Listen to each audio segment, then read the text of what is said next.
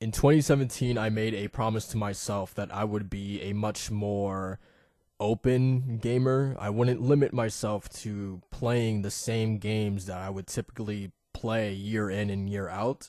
So I told myself that I wanted to play games that I normally would not even look at, I normally would not even care about, right? Um, so this new initiative kind of opened the door for me to try out Near Automata and finish endings A through E, delve into the Yakuza series for the first time, and now I'm getting prepared for six. Trying out Neo, trying out my first Tales game with Tales of Berseria, playing Hellblade, a game I don't think I would have ever, tried out if not for this new initiative that I wanted to try out. Um, but the game that kind of sat on the top of that list was Persona 5, a game that from the very first time that we got to see the opening intro or cinematic, I knew that I needed to keep my eye on this game. And so April 4th rolls around and I buy the Take Your Heart collector's edition, I believe that's what it was called. Um, so yeah, I buy that when April 4th comes along. A month later, because I believe I finished the game like May 10th, I want to say. So a month later and 127 hours later, which I did not regret a single second of, I'm sitting in my chair, like kind of my eyes very very watery because of allergies, obviously, right? Um, the credits are rolling. That really sad credit music is playing. I'm seeing all the Phantom Thieves pop up, in their black and red, kind of highlight reels of each of the characters playing, and I'm sitting there thinking to myself, I think I just completed my favorite game of all time. And now exactly 1 year has passed, and I still feel the same way. I still believe this is my personal favorite game of all time. I absolutely adore this game, from its gameplay, the social kind of aspects about it, the characters, the story, the music, the presentation, the art style, and the overall message of what this game is trying to say about, like retaining your individuality within the kind of conforms of society, right? All of that kind of mixed together, and this just makes a game that it creates a game that I just still to this day cannot forget about, a game that I am always, always thinking about. And for that reason, I don't know. There's no really like real rhyme or reason for this video. I just want to reminisce about this game, talk about just things I love, my favorite parts about it. Best music, best girl, best palace. Um, Trying to think what else. Favorite moment. Um, yeah, let's just celebrate the greatness, our Lord and Savior, Persona 5. So, what is the best song in Persona 5? That's a really really tough question because I've bought the soundtrack for Persona 5, and I think in total there's 110 songs, I want to say, which is pretty ridiculous to pick one from that bunch. Um God, it's tough. So, and I literally listen to the soundtrack every day in my car, which is, I don't know what that says, but I mean, it probably says that it's a pretty damn good soundtrack, right? But I would have to say, off a short list, the songs that always stand out to me, "Freedom and Security," which I always love, "Price," obviously "Wake Up, Get Out There," "Life Will Change," "Layer Cake," "Whims of Fate," obviously, and "Rivers in the Desert." Um, God, I'm definitely missing a lot. "Butterfly Kiss" for sure. Um, oh man, dude, this is tough. I also really dig the song that plays in the save room. I think it's called like "Take a Break" or something like that. Really love that one. Um, oh God, I'm trying to remember. There's a song called "Escape." It's like literally the third song on the soundtrack. Um, I really really dig that. That just like that just screams acid jazz. Like that is the most acid jazz song in the entire soundtrack, in my opinion. I just love the way that sounds. That song sounds. It's awesome. But if I had to choose one from that entire list, it would obviously be Layer Cake. Layer Cake is just so damn good. I just cannot like that's my go-to, man. That is my go-to song. I can't even begin to imagine how many times I've listened to that song all the way through.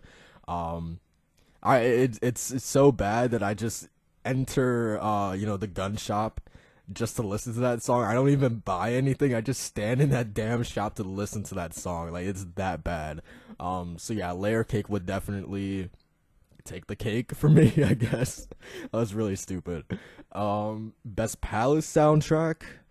Um I feel like A Woman for Madarame's Palace. That one is really underrated. I've kind of gotten around on that one because I at first wasn't too fond of it, but it grew on me. So I really like A Woman. A Price, or Just Price actually is really really damn good. Um, but I think I would go Whims of Fate all the time, hands down. Whims of Fate would probably be my favorite Palace theme, which is funny because Nijima's Palace is also happens to be my favorite palace in the game. So it's really funny that my favorite palace in the game also has my favorite palace theme song, and that's probably one of the reasons why it's my favorite palace is because of that song as well. Um, but yeah, so for sure, Winds of Fate is my favorite Palace song, and Nijima's Palace is my favorite Palace in the game. And it's for many reasons. The atmosphere, just how beautiful everything was to look at, and how lively everything was, like just the bright lights and the atmosphere of everything there, was such a stark contrast to how boring Akumura's Palace was. Man, I hated that place. Absolutely hated Akumura's Palace. I'm sorry.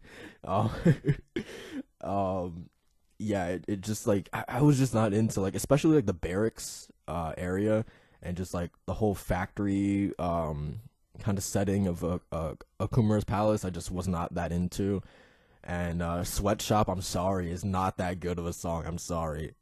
But yeah, Nijima's Palace for the atmosphere, the music, the story, just like this palace seemed like there was more at stake with this one. You know what I mean? Like this was just everything was like almost everything was writing behind this one. Story wise, it was like a really big pivotal moment. I loved the whole like winning. You needed to win chips and stuff like that. I really liked that kind of twist on the palace formula.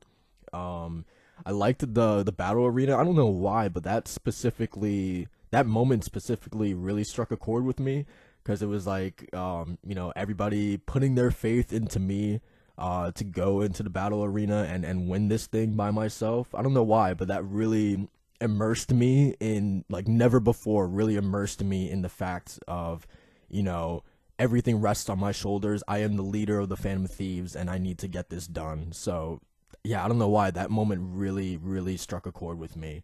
Um, and also, I think the boss fight was one of the more, entertaining ones throughout the entire game. I really enjoyed Nijima's boss fight. Um, so yeah, just there's multiple reasons why I love that palace so much.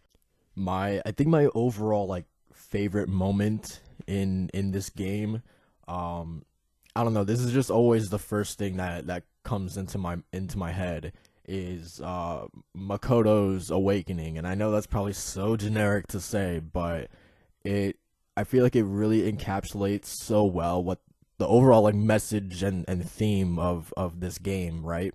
Of everyone kind of needing to awaken their own sense of individuality and not falling into the mundane kind of loop of everyday life, the just to fall into the mundane of society nowadays. And I feel like Makoto's awakening really really captured that really well because she's this character that it feels like everyone has like a hand in the way that she needs to live or the way that she needs to be but herself, right? Like she doesn't really get to live or make decisions out of her own, choice or her own volition, because that's what she thinks she needs to be. She needs to be the overachiever. She needs to be the perfectionist. And then when everybody starts calling her useless, I think it was like On, right?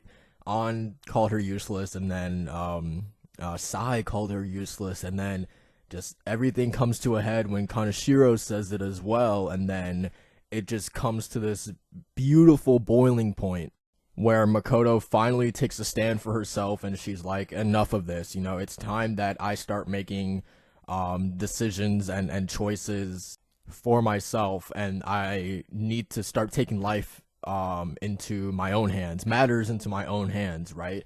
And it just all comes to a head where she just this beautiful moment where she finally awakens that true self that's been locked inside of her, that's been waiting to get out, that rebel inside of her. And I think that awakening in particular will always stand out to me compared to everyone else's, for sure. And also the fact that, in my personal opinion, she has the best, Phantom Thieves outfit. I think it's badass for sure. Like the spikes on her shoulders, and then the long like black cape as well. And just the fact that she fights with brass knuckles or knuckle dusters, whatever you want to call it, is sick. Nuclear persona ability, fucking awesome. And the fact that her persona is a bike, like, come on. I love Ryuji's reaction. He was like, nah, dude, that's a bike. Like, yeah, dude, I think for all those reasons, it's not only my favorite Persona Awakening, but it's also, I think the more I think about it, it's also my favorite moment in the game. So lastly, let's talk about favorite characters in the game. I think obviously Makoto is up there. She's best girl in my opinion. For me personally, she will always be best girl out of the Phantom Thieves. Now, if we're talking about the confidants in general, it gets a little tricky, right? Because then you have Hifumi, which is Babe. Shogi Mama, right? And then you have Tai Takemi, the goth doctor, right? And then you have Kawakami. So yeah, I mean, best girl is definitely tough. It's a tough one. Phantom Thieves though, I really enjoy my boy Yusuke, man. His just how strange that boy is, man. But yeah, I really enjoyed his strangeness. And the fact that like it feels like he definitely like lives in his own bubble. Like yeah, he's just always in his own little world, his own headspace, right? Compared to everyone else. And just the fact that he marches to the beat of his own drum, and he doesn't care about it, he doesn't care like about the way, about just how weird he is. Or maybe it's not even that he cares, it's probably that he's just clueless to the way that he acts. Like he just doesn't know that like he's not a normal person, you know what I mean? But that's all right. But yeah, I always enjoyed him. Like the crab, the lobsters was like, come on, that was the best. The fact that he showed up to Hawaii just out of the blue, like everybody was having like a conversation, and then Yusuke just walks up and everybody's like, what the hell? Like that was really funny. Yusuke's interactions with Futaba were always great. The moment, remember when he like rearranged Futaba's little like action figures and made them do like little poses and stuff like that, and like Futaba was like freaking out about it. Like that was great, dude. Yeah, I just loved how those two in particular would go like at each other. It was always fun, their banter. Which leads me to probably my next favorite in the group is Futaba. It was really strange because, the deeper and deeper that I got into her confidant system, it was just the more like, again, man, it's just that this game making you like legitimately care about these people. The fact that like I wanted to, protect her. I wanted to help her branch out of her, her shut in mentality. I wanted to help her get out into the open, into the world, and experience all these things that she's never done before. and slowly but surely she became like my literal, like, you know, like little sister that, you know, I wanted to desperately help. And then lastly, I know Sojiro isn't a part of the Phantom Thieves. Well, I mean, you kind of like the extended family, right? But Sojiro being one of my favorite confidants, just because, you know, how cold and I don't know, like, I guess dismissive or just like harsh that he was towards Joker in the beginning, but then, you know, working your way through his confidant, or, you know, just even just progressing through through the story, and you know, just kind of making his heart literally do like a 180, like changing his heart as well, even to the end of his confidant. Like me, I will always remember him saying, at the end of his confidant, that you made me, like, speaking to the protagonist, he says, you made me realize that I have a family I want to protect, and that's not just Futaba but you as well. It was like something along those lines, and it's like Sojiro at the beginning of the game, I doubt he would ever say that to the protagonist, right? But just slowly, like, cracking that hard shell that Sojiro had, like, over his heart, and making him say that was beautiful. So yeah, I think that's pretty much gonna wrap up this video. I just wanted to talk about some of my favorite, you know, my fondest memories of this beautiful game that I don't even know if I could really properly explain just like how much of an impact this game has had on me. Spending countless hours with a group of characters who feel almost more human than real people, right? Without a doubt, the most human characters I've met, or, you know, seen in video games up to this date, I would say. And just the overall theme of, you know, just like encouraging people to raise your voice, you know, to literally wake up and get out there, to literally raise your voice against liars, to not fall to, you know, becoming a slave and you know, chained to society, and you know, kind of stand up for your individuality and your sense of justice, man. It was I think a really topical game. So happy 1 year anniversary to Persona 5. This game is incredible, man. It's obviously quite the experience, and I will be patiently waiting for these two dancing games to come out. For sure. I just is Bay, so I'm definitely gonna be picking up P3's dancing game as well. But yeah, that's it for me, guys. Thank you guys for watching, and if you please could, um let me know in the comments what were some of your favorite moments, or you know, favorite character, favorite confidant, favorite song, palace, whatever. You know, let's talk, let's celebrate this 1 year anniversary.